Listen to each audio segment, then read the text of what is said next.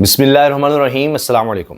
میں نے آپ سے عرض کیا تھا کہ یہ معمولی بات نہیں ہے، ایسا انٹرویو ایک سینئر صحافی بلا وجہ نہیں کرے گا، اور جو سٹیٹمنٹس ہیں وہ خود انہوں نے مجھ سے شیئر کی، مجھے واٹس ایپ کی، اور باقاعدہ جملے واٹس ایپ کیے، تو یہ ایسے ہی تو نہیں کیا، اس میں بڑی اہمیت تھی کہ ان پر غور کیجئے یہ بندہ کیا کہہ رہا ہے، اور یہ بندہ بھی بڑا خاص ہے۔ اب وہی ہوا ہے، اور باقاعدہ اس بیان پر، ان سٹیٹمنٹس پر، ان پیش گوئیوں پر اب پروگرامز ہو رہے ہیں، اور سینئر صحافی اور جو اندر کی خبریں رکھتے ہیں وہ بھی اب اس پر بات کر رہے ہیں۔ میں آپ کے سامنے دو باتیں رکھنے والا ہوں، ایک تو جاوید چودھری صاحب کیا کہہ رہے ہیں، نجم سیٹھی صاحب کیا کہہ رہے ہیں، مارشل لاء کی بات، نیوکلیئر آپشن کی بات کیوں کر رہے ہیں، تحریک انصاف کے بارے میں اب کیا بات کی جا رہی ہے، اور پھر اس کے بعد جو فارمیشن کمانڈرز کی کانفرنس ہوئی ہے اس کا جو اعلامیہ آیا ہے، اس میں بھی بہت واضح طور پر بتایا جا رہا ہے کہ اب یہ معاملہ کس قدر سنجیدہ ہو چکا ہے کہ اب جو چیزیں ایکسیپٹیبل نہیں ہیں، جو کچھ سوشل میڈیا پر کہا جا رہا ہے، کیا جا رہا ہے، پہلے تو ایکس ایپ بند ہے، بڑی بات ہو رہی ہے کہ یہ اور بھی بند کی جا سکتی ہے، لیکن اب اس میں یہ لفظ استعمال ہوا ہے، یہ ٹرم استعمال ہوئی ہے، ڈیجیٹل ٹیررسٹس، یعنی ڈیجیٹل دہشت گرد کہا گیا ہے۔ آپ اندازہ لگائیے، تو جب دہشت گردوں سے نمٹا جاتا ہے تو کیا کیا جاتا ہے، تو کسی بھی حد تک جایا جا سکتا ہے۔ تو اسی طرح اب یہ لفظ استعمال کرنا ڈیجیٹل دہشت گردی، تو آپ سوچئے کہ معاملہ کتنا سنگین ہو چکا ہے۔ جاوید چودھری صاحب کا کہنا یہ ہے کہ چاہے ڈاکٹر عارف الوی ہوں، چاہے عمران خان، یہ سسٹم کا حصہ رہ چکے ہیں۔ ظاہر ہے صدر، وزیر اعظم، ان کو بریفنگ دی جاتی ہے، ان کو سینسٹیو انفارمیشن بھی دی جاتی ہے، بڑی بڑی میٹنگز بھی ہوتے ہیں، حساس میٹنگز میں بھی ہوتے ہیں، تو ان کو بڑی اچھی طرح پتا ہے کہ اسٹیبلشمنٹ کے لیے یہ معاملات بڑے نازک ہوتے ہیں اور بڑا ریئیکشن ہوتا ہے۔ حمود امان کمیشن رپورٹ کی بات کرنا، شیخ مجیب کی بات کرنا، یحییٰ خان کی بات کرنا، ان کے رولز کی بات کرنا، کیا ہوا تھا، کس طرح ہوا تھا، تو یہ بڑا حساس معاملہ ہوتا ہے، اس پر بڑا ریئیکشن ہوتا ہے۔ تو یہ ایسے ہی نہیں بات کرے، ان کو سب پتا ہے، تو یہ بڑا ریئیکشن ہو سکتا ہے اس کا، اور ان کو ان چیزوں کا پتا ہے۔ اب تو آپ دیکھیے کہ سابق صدر ڈاکٹر عارف الوی جہاں جا رہے ہیں، وہ خود کو کہہ رہے ہیں جی میں عمران خان کی سپاہی ہوں، میں بیٹھا ہوا تھا، یہ ہوا وہ ہوا، وہ سب اس طرح کی باتیں کر رہے ہیں۔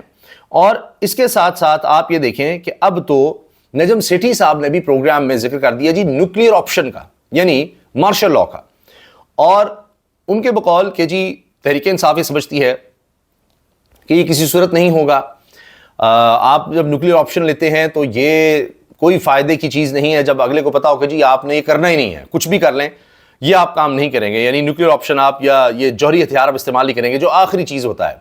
تو جب کسی کو پتا ہو کہ یہ استعمال ہی نہیں ہونا تو پھر اس کا کوئی فائدہ نہیں رہتا، وہ خوف ختم ہو جاتا ہے۔ تو یہ آپ کو دکھانا ہوتا ہے کہ نہیں ہم اس حد تک جا سکتے ہیں۔ اب ہوا یہ ہے کہ جی تحریک انصاف عمران خان صاحب سے یہ سمجھتے ہیں کہ جی یہ ہو ہی نہیں سکتا، موجودہ جو حالات ہیں، جو معیشت کے حالات ہیں، جو سیاست کے حالات ہیں، یہ تو سوال ہی پیدا نہیں ہوتا کہ کیا جائے۔ اور تحریک انصاف بھی سمجھتی ہے، یا عمران خان سمجھتے ہیں، یا ان کے جو ایڈوائزر ہیں جو ان کو ایڈوائز کریں، یا جن کی ایڈوائس پر چلتے ہیں، ہو سکتا ہے وہ ان کی اپنی سوچ و ایڈوائس وہ اس طرح نہ مانتے ہوں، کہ اگر ایسا کیا گیا، یعنی مارشل لاء، یہ نیوکلیئر آپشن استعمال کی گئی تو اندر سے بغاوت ہو سکتی ہے، تو لہٰذا یہ نہیں استعمال ہوگی، تو وہ اس سطح پر چیزوں کو لے کر جا رہے ہیں۔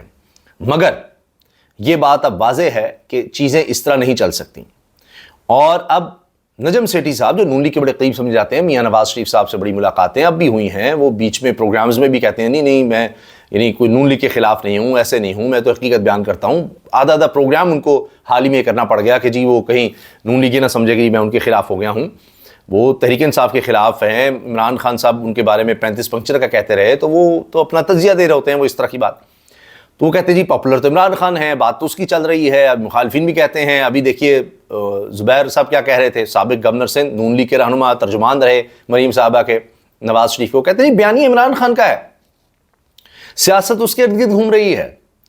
اب تو یہ کہ نواز شریف کے پاس کیا بچا ہے، یہ تو اس سے پیچھے ہٹ گئے، تو ایسے ہی تو نہیں پیچھے ہٹے، انہوں نے کوئی ڈیل کی، آپ کے پاس کچھ کمزوری ہوتی تبھی آپ کہیں گے نا، کہ جس طرح مریم صاحبہ نے کہا کہ جی ہمارے پاس تو پہلے حکومت ہی نہیں تھی جب تک باجوہ صاحب آرمی چیف تھے، تو آپ کی کمزوری ہوگی تو تبھی آپ کچھ فیصلے نہیں لے سکے۔ تو وہ کہہ رہے ہیں کہ جی اب یہ اگر کرتے بھی ہیں، اینٹی اسٹیبلشمنٹ بننے کی طرف جاتے ہیں، تو یہ تو بی ٹیم ہوں گے، بی ٹیم کہلائیں گے جی عمران خان نے کیا تو پاپولر ہونے کے لیے کر رہے ہیں، اس لیے ہوں گے، آپ کے پاس اب کچھ بچا ہی نہیں ہے۔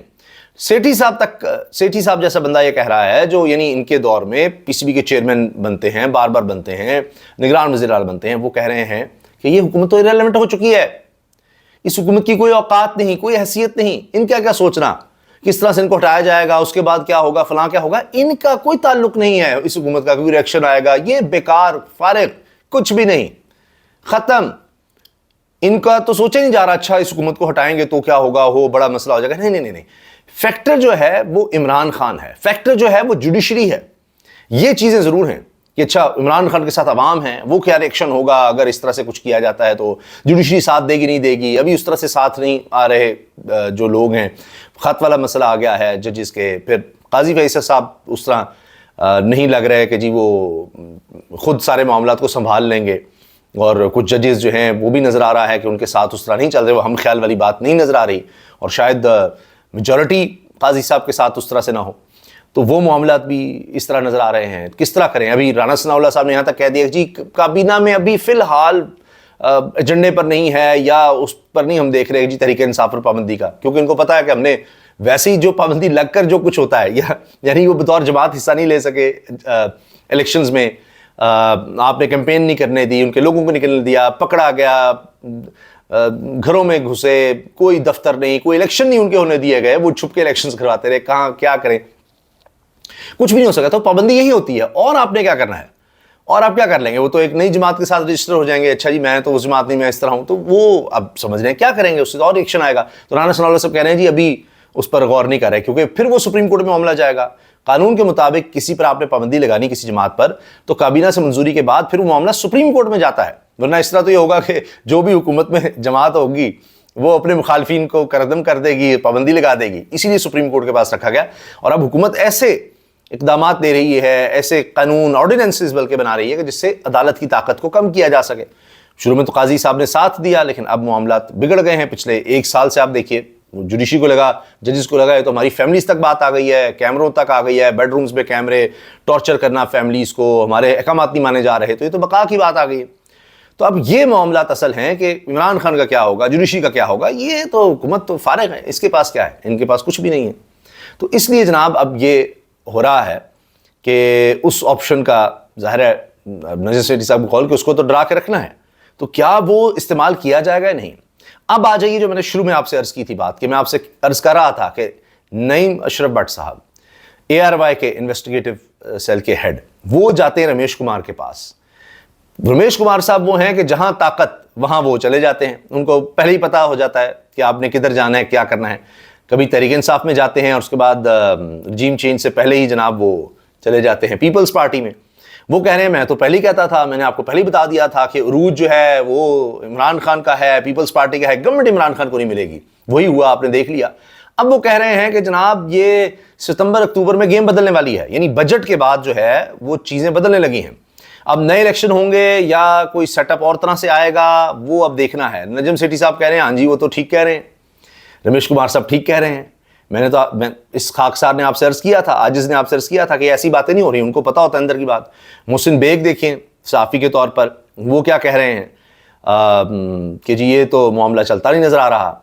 सब ये कह रहे हैं मामला चलता नज़र आ रहा है। इनकी हैसियत कोई नहीं है, ये नहीं कि इनको हटाने से कुछ होगा फलां, बात ये नहीं है। उसके बाद जनाब जो इस वक्त स्टेक होल्डर कह सकते हैं आप कि जी इमरान खान अवाम को ले रहा है, जो एक और पिलर है स्टेट का वो इस वक्त अदलिया है। अदलिया हमेशा इस तरह का सेटअप जब भी आया, कोई मार्शल वगैरह उसका साथ दिया। अब क्या होगा, इस दफ़ा वो माहौल नहीं बन रहा। जहाँ तक मीडिया की बात है उसका कोई मसला नहीं, मेन स्ट्रीम मीडिया जो है वो तो वैसे ही सारा फारिग हो चुका। तो डिजिटल मीडिया या सोशल मीडिया, उसके हवाले से ज़ाहिर आप देख रहे हैं कि पहले ही एक्स जो है वो ट्विटर वो बंद है, तो इसकी बातें हो रही हैं कि आगे क्या होगा। तो रमेश कुमार साहब कहते हैं कि आगे देखना होगा क्या बनता है। इमरान खान के तहत हुकूमत नहीं आ सकती, यानी उसको नहीं दोबारा हुकूमत दे सकते, ये भी मसला है। अब किस तरह का सेटअप आना है, नया इलेक्शन होगा, कुछ सब चीज़ें फ्री एंड फेयर हों, कुछ चीज़ें साफ़ की जाएँ। नजम सेठी साहब के अल्फाज हैं कि जाएंगे तो फिर इलेक्शन कमीशन भी मुतनाज़ा हो चुका है, काजी फाई से सब मुतनाज़ा हो चुके हैं, तो क्या सारा कुछ एक नए सिरे से करना होगा, किस तरह करना होगा, ये देखना होगा कि क्या होगा। बाकी अब ये सोचा जा रहा है कि जो इस तरह चलाया जा रहा है इस तरह नहीं चल सकता। IMF का मामला देख लीजिए, बजट जिस तरह आ रहा है बड़ा ही खौफनाक है, बड़ा ही खौफनाक है। IMF की आप जितनी भी बातें मानेंगे उतने मसाइल तो हैं, लेकिन फिर भी नहीं मान रहे, उसके बगैर चारा भी नहीं है। वैसे IMF कह रहा है 329 रुपए का डॉलर आप रखें, उस हिसाब से बजट बनाएं। हुकूमत के इख्तलाफात हैं, हुकूमत कह रही 295 के बजट के 295 रुपए का डॉलर के मुताबिक हम बजट तैयार करेंगे। उस हिसाब से आपने देखना है कि इतने का डॉलर होगा तो इतने हमारे खर्च होंगे, इतने कर्ज होंगे, इतना हमने वापस करना है, ये करना है। तो डॉलर जितना महंगा हो जाएगा उस हिसाब से फिर आपको बजट में तब्दीली लानी पड़ेगी। کہ اچھا ہمارا پیٹرول پر اتنا خرچہ ہو جائے گا، فلاں اتنی چیز پر ہو جائے گا، قرض کی ادائیگی اس طرح سے ہوگی، یہ ہوگا، شرح سود یہ ہوگی، وہ سب باتیں. تو یہ ابھی تو اسی پر لڑائی ہو رہی ہے. 10 جون کو کہا جا رہا ہے کہ شاید وزیر خزانہ صاحب بجٹ پیش کریں گے اور 10 جون سے معاملہ آگے بھی جا سکتا ہے، کیونکہ شہباز شریف صاحب آخری کوشش کرنے لگے ہیں کہ چین سے کچھ بات بن جائے وہاں جا کر.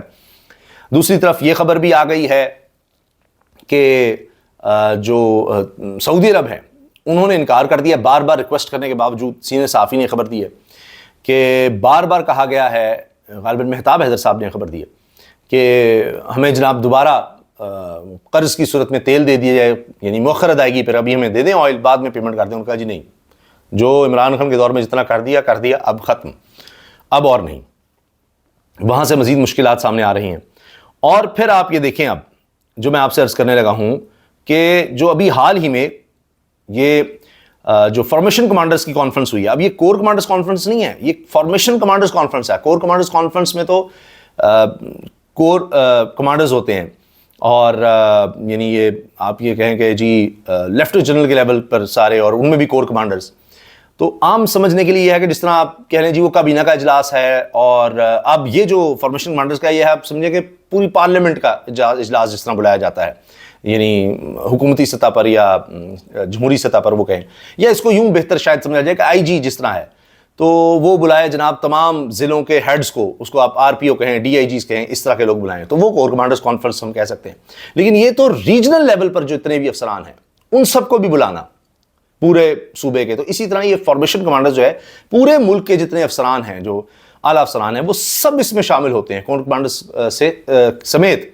تو اس میں بڑی تعداد ہوتی ہے، تو پھر ڈسکشن ہوتی ہے. اس میں آپ دیکھیں کہ یہ جو ہے آرمی چیف سید عاصم منیر کی قیادت میں ہوئی ہے جی، زیر صدارت 83ویں 83rd فارمیشن کمانڈرز کانفرنس ہوئی، اور اس میں جو ہے corps commanders, principal staff officers اور پاک فوج کے تمام فارمیشن کمانڈرز نے بھی اس میں شرکت کی. اس میں جناب جو شہداء ہیں ان کے لیے صالح ثواب کے لیے دعا کی گئی، خراج عقیدت پیش کیا گیا. پھر جو اس وقت حالات ہیں، افغانستان سے دہشت گردی کا معاملہ ہے، جو کشمیریوں پر ظلم ہے اس پر بات ہوئی، فلسطین کے حوالے سے بات ہوئی ہے، وہاں جو ظلم ہو رہا ہے اس کے خلاف بات کی گئی.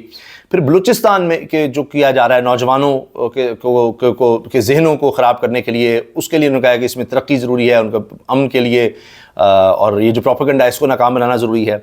پھر اس کے ساتھ ساتھ جناب بھارت میں جو انتہا پسندی پھیل رہی ہے اس کی بات ہوئی، مسلمانوں کے ساتھ جو سلوک ہو رہا ہے اس کی بات ہوئی. اچھا اب آ جائیے کہ جی یہ کہا گیا شرکاء کانفرنس کی جانب سے اس بات پر تشویش کا اظہار کیا گیا کہ ریاستی اداروں بالخصوص افواج پاکستان کے خلاف جاری شدہ ڈیجیٹل دہشت گردی، یہ نوٹ کیجئے گا، ڈیجیٹل دہشت گردی مضمون سیاسی مقاصد کے حصول کے لیے بیرونی سہولت کاروں کی مدد کے ساتھ کی جا رہی ہے. شرکاء کے مطابق اس کا مقصد جھوٹ اور پروپیگنڈا کے ذریعے پاکستانی قوم میں مایوسی پیدا کرنا اور قومی اداروں بالخصوص افواج پاکستان اور عوام کے درمیان خلیج ڈالنا ہے. شرکاء کانفرنس کا کہنا تھا کہ پاکستانی قوم جھوٹ اور پروپیگنڈا کرنے والوں کے مذموم و مکروہ عزائم سے پوری طرح باخبر ہے، اور ان ناپاک قوتوں کے مذموم ارادوں کو مکمل اور یقینی شکست دی جائے گی انشاءاللہ. یہ دیکھیے، یہ بالکل ایک جنگ کی طرح ہے کہ جس کو شکست دینی ہے، یہ دہشت گردی ہے. ملک کے وسیع تر مفاد میں لازم ہے کہ 9 مئی کے منصوبہ سازوں، مجرموں اور اس کی حوصلہ افزائی کرنے والوں اور سہولت کاروں کو انصاف کے کٹہرے میں کھڑا کیا جائے. قانون کی عملداری کو قائم کرنے اور 9 مئی کے مجرمان کے خلاف فوری، شفاف، عدالتی اور قانونی کارروائی کے بغیر ملک ایسے سازشی عناصر کے ہاتھوں ہمیشہ یرغمال رہے گا، اور پائیدار اقتصادی ترقی اور غیر قانونی سرگرمیوں بشمول اسمگلنگ، ذخیرہ اندوزی، بجلی چوری روکنے، ون ڈاکومنٹ رجیم اور دیگر کاموں کے لیے حکومت کے اقدامات کی حمایت جاری رکھیں گے. اور پھر جناب پیشہ ورانہ جو معاملات ہیں ان میں دیکھا گیا اور تیاریوں کا جائزہ لیا گیا، اور اس کو تسلی بخش قرار دیا گیا، اطمینان کا اظہار کیا گیا. اور پھر یہ کہ جی یہ یوم تکبیر جو ہے اس کو اہم سنگ میل قرار دیا گیا جو اس دن دھماکے کیے تھے، اور یہ سب باتیں ہوئی ہیں. اب اس میں یہ جو ڈیجیٹل معاملہ ہے دہشت گردی کا وہ سب سے اہم ہے، اور 9 مئی کا معاملہ وہ دیکھیے. اور دوسری طرف کیا ہو رہا ہے کہ جی عمران خان صاحب اور عارف الوی یا تحریک انصاف کے دیگر رہنما وہ کیا باتیں کریں، اور جو چاہتے ہیں کہ جی اچھا اس سے پیچھے ہٹیں، یہ نہ سقوط ڈھاکہ کی بات کریں، یا جلیائے خان کی بات نہ کریں، شیخ مجیب کی بات نہ کریں، حمود الرحمان کمیشن رپورٹ کی بات نہ کریں، تو عمران خان ان کو باقاعدہ یعنی یہ کہیں کہ تنبیہ کرتے ہیں کہ جی یہ خبردار، تم کون ہوتے ہو، جو ہم نے کیا ہے یا جو چیزیں شیئر کی ہیں بس اسی طرح ہی رہیں گی، ہم اس سے پیچھے نہیں ہٹ سکتے. جو سوشل میڈیا پر آ گیا ہے، جو ہم نے ڈاکومنٹ شیئر کر دیے ہیں، بات کر دی ہے، وہ اسی طرح ہے، اس کو ڈیفینڈ کرو. اب یہ بات ظاہر ہے کہ جس طرح یہ کہا جاوید چودھری صاحب نے کہ جی اسٹیبلشمنٹ کو شیخ مجیب جنرل یحییٰ محمود الرحمان کمیشن رپورٹ کا تانا دیا جائے تو کتنا مائنڈ کرتے ہیں. یہ دونوں کو باقاعدہ تکلیف دے رہے ہیں. جاوید چودھری یہ دونوں باقاعدہ تکلیف دے رہے ہیں. ڈاکٹر عارف الوی جو بات کر رہے ہیں, عمران خان, ان کو سب پتہ ہے, ان کو بریفنگز دی گئی, سارا کچھ ہے. تو ان کے بیانات جو ہیں باقاعدہ تکلیف دے رہے ہیں اسٹیبلشمنٹ کو. تو اس سے آپ اندازہ لگائیے کہ معاملات کس طرف جا رہے ہیں. تو اب دیکھنا یہ ہے کہ جو موجودہ حکومت ہے, ویسے تو اگر آپ دیکھیں تو ایسا کیا کام ہے کہ جو یہ حکومت نہیں کر رہی. جو بھی ہے سب کچھ کیا جا رہا ہے, لیکن مسئلہ یہ ہے کہ لوگ ان کے ساتھ نہیں ہیں, عوام ان کے ساتھ نہیں ہے. تو ان کو ہٹا کر بھی کیا کیا جائے گا؟ اگر کوئی اور جس طرح نگران سیٹ اپ تھا وہ بھی ہو گیا پچھلے 2 سال میں, ہم سب دیکھ رہے ہیں, تو اس سے بہتری نہیں ہے. اب ان کو جس طرح جس الیکشن کے تحت ان کو لایا گیا ہے, سب کو پتہ ہے کہ کیا ہوا ہے, تو اس کے بعد بھی چیزیں ٹھیک نہیں ہوئیں. تو اب ایک نئی چیز اگر کی جاتی ہے تو کیا اس سے ملک میں استحکام آ جائے گا, معاشی استحکام آ جائے گا اس کے بعد؟ یعنی سیاسی استحکام نہیں ہوگا. وہی چیزیں ہم پہ دیکھ رہے ہیں. پہلے عمران خان کو ہٹا دیا گیا وقت سے پہلے, یعنی 5 سال پورے نہیں ہوئے, پھر وہ ایک کنٹینیو کیا گیا, الیکشنز نہیں کروائے گئے خیبر پختونخوا میں اور پنجاب میں, وہ معاملہ گڑبڑ. پھر اچھا جی الیکشنز ڈیلے کیے گئے, آخرکار الیکشنز کروائے گئے, نگران سیٹ اپ آیا, وہ آیا تو وہ لمبا ہو گیا. اس کے بعد پھر الیکشنز اور ڈیلے, پھر الیکشنز رگنگ اور دھاندلی اتنی زیادہ ہوئی, اس سے بھی کچھ نہیں حاصل ہو سکا, کوئی استحکام نہیں آ سکا. تو اب نئی چیزیں اگر کی جائیں گی تو یا اس سے کوئی بہتری آ جائے گی, یہ بڑا سوال ہے. تو اب دیکھتے ہیں, میں نے آپ کے سامنے تمام چیزیں رکھ دی ہیں جو اس وقت باتیں ہو رہی ہیں جڑواں شہروں میں, جو وہاں سے خبریں آ رہی ہیں وہ آپ کے سامنے رکھنی ہیں. اجازت دیجیے, اللہ حافظ.